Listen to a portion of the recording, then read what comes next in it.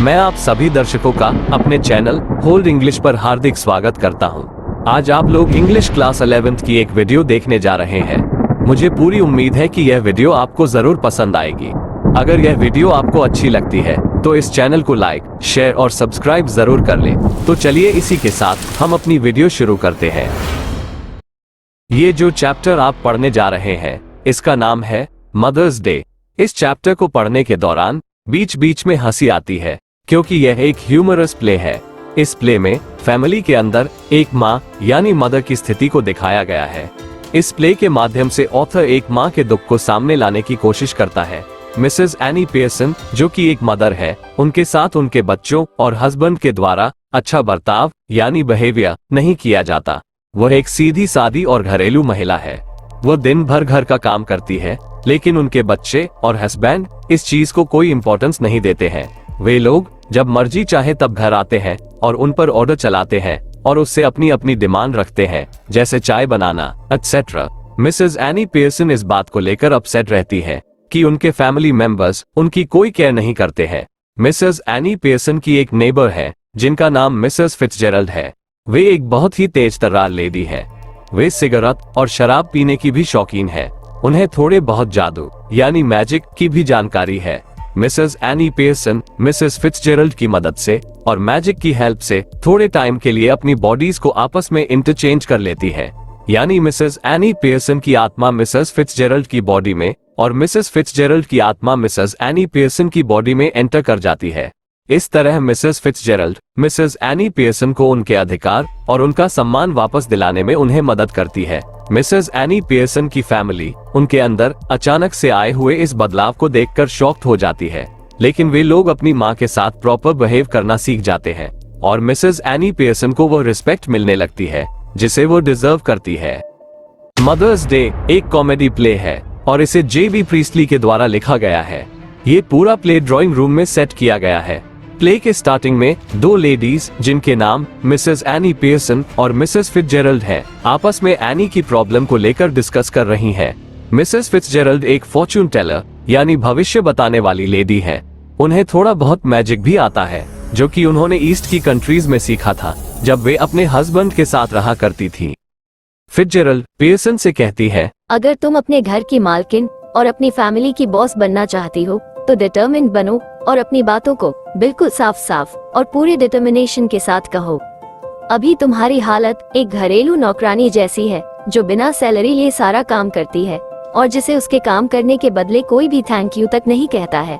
उसे सब लोग आसानी से एक्सेप्ट कर लेते हैं और हर कोई केवल ऑर्डर ही देता है।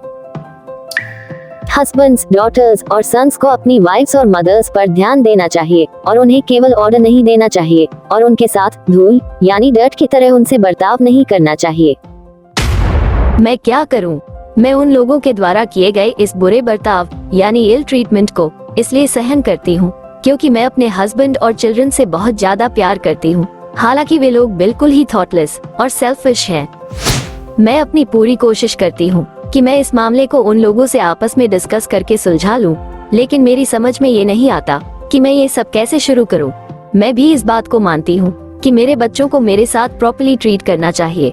अब मैं चाय पानी तैयार करना चाहती हूं क्योंकि थोड़ी देर में फैमिली मेंबर्स आने ही वाले हैं। ओहो मिसेस पियर्सन, देखो कम से कम एक बार तो उन लोगों को वेट करने दो या फिर उन लोगों को खुद अपनी देखभाल करने दो। तुम अपनी फैमिली के प्रति बहुत ही ज्यादा सॉफ्ट हो, लेकिन तुम्हें भी अपनी जिंदगी अपने तरीके से जीने का पूरा अधिकार है। तुम्हें अपनी लाइफ को एंजॉय करने का पूरा अधिकार है। चलो तुम्हारी इस प्रॉब्लम को सॉल्व करने का मेरे पास एक आइडिया है। हम लोग एक काम करते हैं, थोड़ी देर के लिए हम अपनी पर्सनालिटीज को आपस में चेंज कर लेते हैं। क्या कहा? पर्सनालिटीज चेंज कर लेते हैं? लेकिन क्या ये पॉसिबल है? हाँ, तुमने बिल्कुल सही सुना और यह सब बिल्कुल पॉसिबल है। चलो अब तुम घबराओ मत, कुछ नहीं होगा। तुम अपना हाथ मेरे हाथों में दो और खामोश रहो। अब हम अपनी बॉडीज को मेरे जादू से आपस में एक्सचेंज कर रहे हैं। और फिर मिसेस फिट्जजेरल्ड मैजिक से अपनी पर्सनालिटीज को आपस में एक्सचेंज कर लेती है, यानी मिसेस फिट्जजेरल्ड एनी पियर्सन की बॉडी में और एनी पियर्सन फिट्जजेरल्ड की बॉडी में मूव कर जाती है। एनी पियर्सन अब बोल्ड और डोमिनेटिंग यानी दूसरों पर धौंस जमाने वाली लेडी बन जाती है और फिट्जजेरल्ड नर्वस और कांपते हुए दिल वाली लेडी बन जाती है। यानी अब एनी पियर्सन मिसेस फिट्जजेरल्ड और मिसेस फिट्जजेरल्ड एनी पियर्सन बन गई है। मिसेस फिट्जजेरल्ड एनी के रूप में उसी के घर पर रुकती है और एनी पियर्सन को अपने घर जाने के लिए कहती है क्योंकि उसके घर पर अभी कोई भी नहीं है। इस समय एनी पियर्सन सिगरेट पी रही है। इतने में एनी पियर्सन की लड़की डोरिस, जो 20 इयर्स की एक सुंदर लड़की है, घर में आ जाती है। वो अपनी माँ के कामों को देखकर घबरा जाती है और अपनी माँ से कहती है, मॉम, तुम ये क्या कर रही हो? तुम ताश खेल रही हो और स्मोकिंग कर रही हो। क्या तुमने मेरी येलो ड्रेस आयरन कर दी? मुझे शाम को वो ड्रेस पहन कर जाना है। एनी पियर्सन स्मोकिंग करती रहती है। डोरिस अपनी मॉम के इस बिहेवियर को देखकर एकदम सरप्राइज रह जाती है। मॉम, क्या हम चाय किचन में पियेंगे? मुझे क्या पता कहाँ पिएगी, जहाँ तेरा मन करे वहाँ पी ले। इसका मतलब क्या अभी तक चाय तैयार नहीं हुई है? जो कुछ मुझे चाहिए था वो मैंने ले लिया है और जब मुझे भूख लगेगी तो मैं बाहर जाकर क्लारेंडन होटल में पेट भर के खाना खा लूंगी। तुझे अगर चाय पीनी है तो अपने आप बना। मॉम, क्या आपने मेरी येलो सिल्क ड्रेस पर आयरन कर दी? देख, मुझसे दोबारा आयरन की मत बोलना। तू जितने घंटे काम करती है उससे दुगने समय यानी डबल टाइम तक मैं काम करती हूँ और इस काम के बदले मुझे कोई सैलरी या थैंक यू भी नहीं मिलता। और तू अपने उस दांतले बॉयफ्रेंड के साथ, जिसके दांत बाहर की ओर निकले हुए हैं और जो आधी बुद्धि का है, उसके साथ घूमने जा रही है। तेरी उम्र में तो मैं 40 पेन से बेहतर कोई फ्रेंड ढूंढ लेती। इस तरह एनी पियर्सन अपनी लड़की को खूब सुनाती है और डोरिस रोते हुए कमरे से बाहर चली जाती है। इतने में उसका लड़का सिरिल पियर्सन, जो बहुत ही बिगड़ा हुआ है, वहां आ जाता है और अंदर एंट्री करते ही वो अपनी मॉम से चाय की फरमाइश करता है। मॉम, क्या आपने चाय रेडी कर दी है? आज रात में बहुत ही बिजी हूँ। क्या आपने मेरा बाकी का सामान, जो मैंने आपसे बाहर निकालने के लिए कहा था, निकाल दिया है? और क्या, जैसा कि आपने मुझसे प्रॉमिस किया था, आपने मेरे सामान की मरम्मत कर दी है? अबे तू मेरी बात सुन ले, मुझे अब चीजों की मरम्मत करना अच्छा नहीं लगता। और हाँ, आज मेरा मूड नहीं था। मेरा चाय वाय बनाने का कोई मन नहीं है। भाड़ में गई तेरी चाय। चाय पीने का इतना ही शौक है तो अपने आप बना ले और पी ले। मॉम, आपको क्या हो गया है? आज आप ये कैसी बातें कर रही हो? सुन बे, अगर तुम लोग घर पर कोई चीज नहीं करना चाहते तो नहीं करते हो। अगर और कोई ऐसी बात हो जाए तो तुम पूरी बटालियन को इसे रोकने के लिए ले जाते हो। मतलब तुम लोग चाहे जो करो और मैं कुछ भी ना करूं। अब मैं भी तुम लोगों की तरह इसी आंदोलन में शामिल हो गई हूँ। जो मेरा मन करेगा मैं वही करूंगी और जो मेरा मन नहीं करेगा वो मैं नहीं करूंगी। अब ये बता कि क्या थोड़ी बहुत ब्लैक बियर बची है या नहीं? मुझे बियर पीनी है। चलो जरा किचन में चलकर देख लेती हूँ। सिरिल और डोरिस पास पास खड़े होकर अपनी मॉम के बिहेवियर को लेकर बातें करते हैं। डोरिस कहती है, ये सब क्या हो रहा है? मुझे अपनी आंखों पर विश्वास नहीं हो रहा, क्योंकि जब मैं आई तो मैंने मॉम को सिगरेट पीते और ताश खेलते हुए देखा। अच्छा ये बताओ कि क्या वो अस्वस्थ यानी अनहेल्थी महसूस कर रही थी? नहीं, मॉम बिल्कुल अनहेल्थी नहीं थी। वो अचानक ही बिल्कुल अलग हो गई है। उन्होंने जिस तरीके से मुझसे जो कुछ कहा और जैसे वो मुझे देख रही थी, मुझे रोना आ गया। मुझे लगता है कि शायद वो सर के बल गिर गई है, जिससे उन्हें झटका लगा है। क्या वह पगला सी गई है? उसी टाइम एनी पियर्सन वापस लौटकर आ जाती है। वो एक आधा भरा हुआ ग्लास और बियर की बोतल उठाए हुए है। सिरिल और डोरिस मूर्खों की तरह अपनी हंसी को रोकने की कोशिश करते हैं। एनी उन्हें घृणा से देखती है और कहती है, जितनी तुम्हारी उम्र है उसी लिमिट में रहो और बिहेव करो। तुम लोग जो कर रहे हो उसमें हंसी की तो कोई बात नहीं है। डोरिस को रोना आ जाता है और उसकी आंखें आंसुओं से भर जाती है। तुम ऐसा क्यों कह रही हो मॉम? मैंने ऐसा क्या किया है? तो सुन, तूने तो कुछ किया ही नहीं है। तुम लोग तो केवल घर में आ जाते हो, जो मन आता है मांगते हो और फिर बाहर चले जाते हो, और जब कहीं और जाने की जगह नहीं मिलती है तो घर लौट आते हो।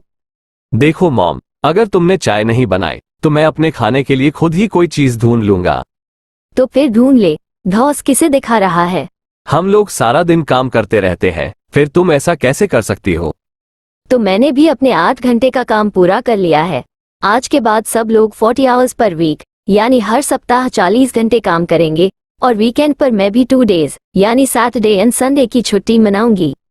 तभी वहां जॉर्ज पियर्सन की एंट्री होती है। मिस्टर जॉर्ज पियर्सन एक सीरियस पर्सन है। वो अपने आप में काफी इंपॉर्टेंट दिखाई देता है और उसको देखने से ऐसा लगता है कि वो दिखावा करने वाला आदमी यानी पॉम्पस लुकिंग पर्सन है। उसकी एज लगभग 50 साल की है। रूम के अंदर एंट्री करने के बाद वह देखता है कि डोरिस की आंखों में आंसू है और उसकी वाइफ बियर पी रही है। तुम ये क्या कर रही हो मिसेस पियर्सन?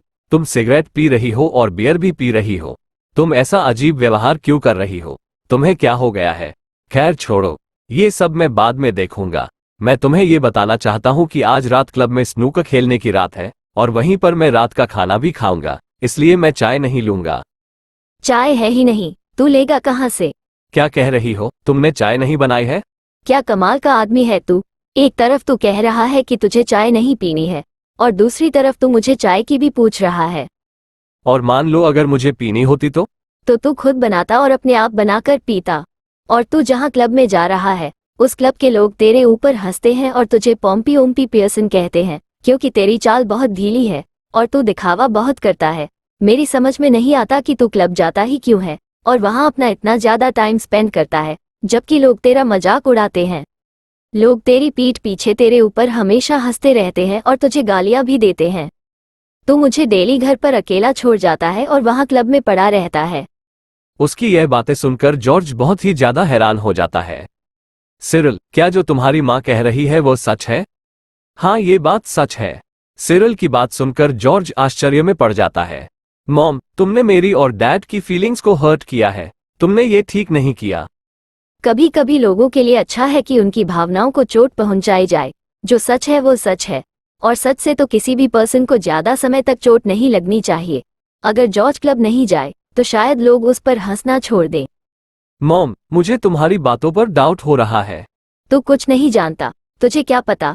तू तो अपना बहुत सारा टाइम और मनी शिकारी कुत्तों की दौड़ में, रेतीले रास्तों और आइस शोज में उड़ाता है। तभी मिसेस फिट्जरल्ड दरवाजे पर आती है। सिरिल उसे मूर्ख बूढ़ी यानी सिली ओल्ड बैग कहता है। तमीज से बात करो, वो हमारी गेस्ट है और आगे से ध्यान रखना, अगर दोबारा ऐसी बदतमीजी की तो कसकर चाटा पड़ेगा। मिसेस फिट्जरल्ड को ये देखकर शौक लगता है कि मिसेस पियर्सन उनके हस्बैंड और चिल्ड्रन के साथ कैसे व्यवहार करती है। जॉर्ज दोबारा एंट्री करता है और एक आर्म चेयर पर अकेला दूर बैठा अपनी पाइप से स्मोकिंग करता है।